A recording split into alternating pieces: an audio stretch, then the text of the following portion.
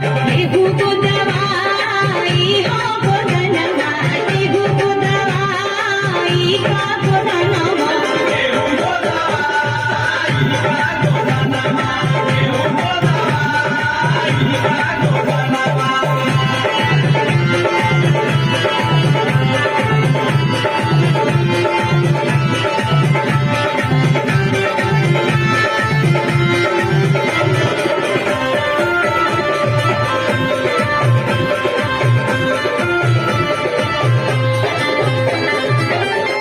राधा जी सुन के बोली अपनी के बढ़िया बोली, राधा जी सुन के बोली अपनी के बढ़िया बोली। आव गोदन हरी आवा, आव गोदन हरी आवा,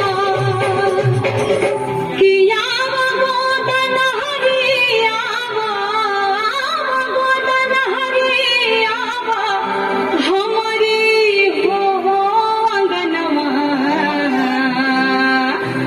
कि हमको दवाई हो गोदनवा, हमको दवाई हो गोदनवा।